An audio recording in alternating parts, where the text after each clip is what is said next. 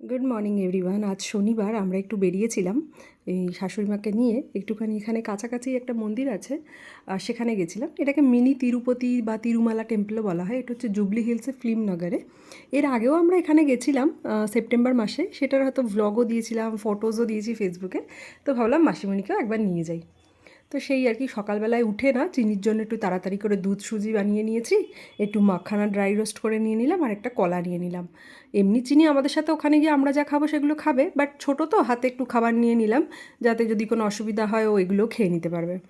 আর চিনি জলের বোতলটাও নিয়ে নিয়েছি। তারপরে আমি রেডি টেডি হয়ে গেছি। চিনিকেও সকালে স্নান করেছি। চিনিকে আবার চুল টুল বেঁধে দেবো বলে না, চুলটা আজকে ওর ভিজাইনি, খালি গায়ে একটু জল গরম করে ভালো করে স্নান করিয়ে দিয়েছি। আমিও প্রায় রেডি হয়ে গেছি, খালি মাথা আঁচড়ানো বাকি। তার আগে ভাবলাম চিনিকে একটু রেডি করিয়ে দিই। আবার বেশিক্ষণ আগে রেডি করালে তো আর এক ঝামেলা, সে জামা কাপড়ে ধুলো বালি মাখবে, এই করবে সেই করবে। তো ওই জন্য আমি মোটামুটি পুরো রেডি হয়ে গেছি, খালি চুলটা আঁচড়ানো হলেই হয়ে যেত, তাই জন্য রেডি করে দিয়েছি। আর এই সালোয়ার স্যুটটা খুব সুন্দর, জানো তো। এটা দিওয়ালির সময় চিনিকে কিনে দিয়েছিলাম, একদিন তখনই পরেছিল, তারপরে তো ধুয়ে রেখে দিয়েছি। তো আজকে ওখানে মন্দিরে যাচ্ছি, তো ভাবলাম আজকে এটা পরিয়েই নিয়ে যাই। তো এটার সাথে একটা ওড়নাও আছে, বাট ওড়নাটা আর বেশিক্ষণ ম্যাডাম ক্যারি করতে পারেনি, এত টানাটানি করছে। ভাবলাম ছিঁড়ে টিড়ে ফেলবে জামাটা শুদ্ধ, তো খুলেই দিই। টুকটুক করে হেঁটে বেড়াচ্ছে, একদম গুড়গুড়ি আমার। আমিও রেডি টেডি হয়ে গেছি। আমি প্রথমে একটা শাড়ি পরবো বলে রেডি করে রেখেছিলাম, বাট গরম এত লাগছে না, তার মধ্যে চিনিকে নিয়ে বেরোবো টেরোবো তো। তো ভাবলাম ঠিক আছে থাক, শাড়ি পরার দরকার নেই, তবে কুর্তিটা পরলাম। তো আমরা নিচে গেছিলাম, গিট্টুদের সাথে দেখা হলো। চিনি আমার সাথে এবার বেরোবে, তো ভাবছি মনে আমি ওকে কোলে নেবো, না কোলে নেবো না, হেঁটে হেঁটে চলো। তো এই আর কি, আমরা ক্যাবের জন্য ওয়েট করছিলাম। তো প্রথমে যে ক্যাবটা ছিল ওটা ক্যান্সেল হয়ে গেল, দেখেন আবার একটা ক্যাব বুক করলাম, তো চলে এসেছিলো 10 মিনিটের মধ্যে।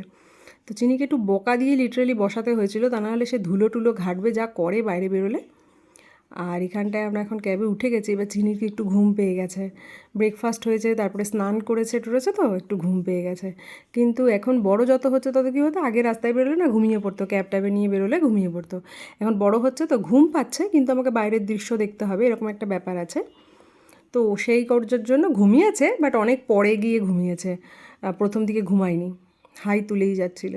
তো যাই হোক, ওই 1 ঘন্টার মতন লাগে, 1 ঘন্টা 50 মিনিটের মতন, জ্যাম ট্যামে না পড়লে 45 মিনিটেও হয়ে যায়। তো ওখানে আমরা পৌঁছে গেছি। এটা তো বললাম জুবলি হিলসে। আর এটা হচ্ছে তোমার ওই মিনি তিরুপতি বলে।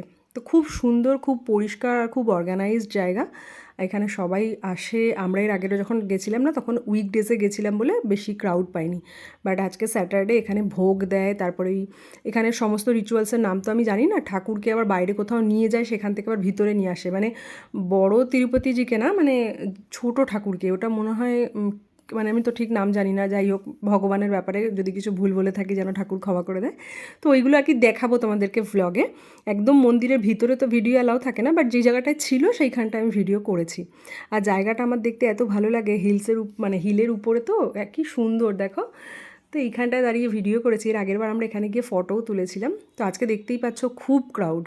তো এখন আমরা যাচ্ছি, হাত পা আগে ধোবো, ধুয়ে দেন ওই ঠাকুরের জন্য কোকোনাট, ফ্লাওয়ার, এই সমস্ত জিনিসপত্র কিনবো। আর শনিবার করে এখানে লাড্ডু বিক্রি হয় ঠাকুরের প্রসাদে, সেটা হচ্ছে ভিতরে বিক্রি হয়।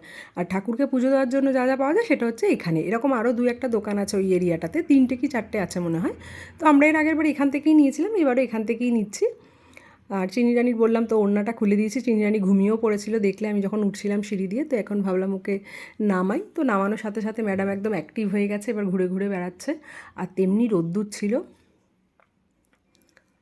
তো ওকে নিয়ে আর কি যাচ্ছি।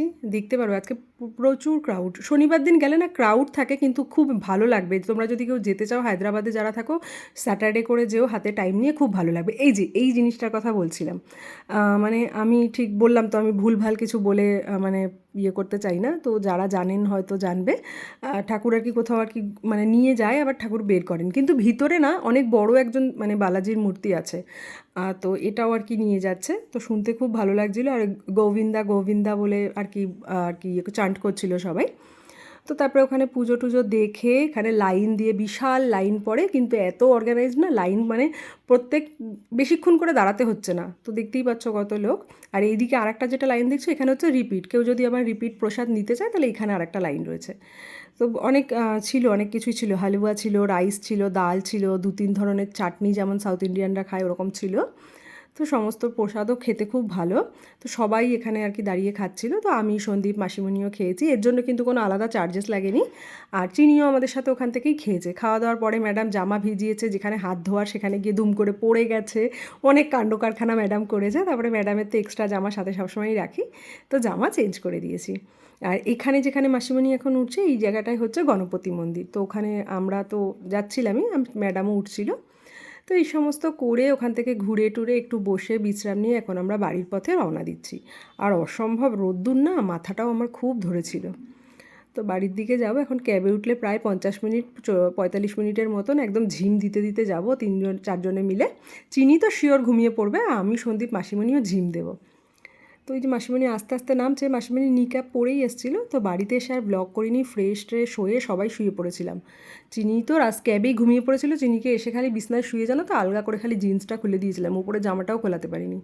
এই ঘুম থেকে উঠেছে, ওয়াইপস দিয়ে হাত টাত মুছে দিয়েছি। কলাটা রাস্তায় অর্ধেক খেয়েছিল, বাট মাখানাটা আর খাওয়া হয়নি, কারণ ওখানে প্রসাদও খেয়েছিল, তো আর খিদে পায়নি। তো বিকালবেলায় উঠে আমি বললাম তাহলে মাখানাটাই শেষ কর। তো হাতটা মুছে দেওয়ার পরে মাখানা খেয়েছে। দেন গিয়ে আমি ওকে জামা কাপড় টাপড় সব ছাড়িয়ে দিয়েছি। আর আমার জানো তো রোদ্দুর আমার একদম সহ্য হয় না, তো অসম্ভব, চশমা পরা ছিলাম তাও অসম্ভব মাথা যন্ত্রণা করছিল। তো সন্ধেবেলা আমি আর চাটা করিনি, সন্দীপই আমাদেরকে চা করে খাইয়েছে। তো প্রসাদ নিয়ে এসেছিলাম ওখান থেকে, লাড্ডুগুলো বললাম এখানে স্যাটারডে করে লাড্ডু বিক্রি হয়, বড় সাইজের লাড্ডুগুলো 200 টাকা পার পিস। আর এই যে আমি যে সাইজটা দেখাবো তোমাদেরকে, ওই সাইজটা হচ্ছে 50 রুপিস পার পিস। আর নারকেলের ওই পুজো দেওয়ার জন্য নারকেলের সাথে অল্প কটা ফুল দেয়, সেটা হচ্ছে 50 রুপিস করে এক একটা ব্যাগ, মানে একটা ব্যাগের মধ্যে নারকেল থাকবে আর ওই কয়েকটা ফুল থাকবে। তো মাসিমণিও পুজো দিয়েছিল আর আমরাও পুজো দিয়েছিলাম। এই যে এই লাড্ডুটা হচ্ছে 50 টাকা। তো আমাদের পাশের যে ফ্ল্যাটে মানে দাগসুরা, তারপরে বালেশ্বরীরা, ওপাশের দাগসারা, ওদের সবাইকে প্রসাদ টসাদ দিয়ে আসলাম। চিনি দেখো সারা ঘরে ওর খেলনা টেলনা কীভাবে সব সময় এরকম ওদেরকে সাজিয়ে রাখে, মশলার কৌটো হোক বা ওর খেলনা হোক বা ওর পুতুলগুলো হোক, এরকম করে রেখে দেয়। এবার সে না শুতে যাওয়া অবধি এগুলো আবার সরানো যাবে না, তাহলে কাঁদবে। তো চিনিকে না আমি খাইয়ে দাইয়ে দিয়েছি খিচুড়ি। আর আমাদের কালকে আর রান্না করতে হয়নি, সন্দীপ বলল খাবার অর্ডার দেবে, তো ভেজই অর্ডার দিয়েছিল। খাই আর ব্লগটাও শেষ করি, টাটা।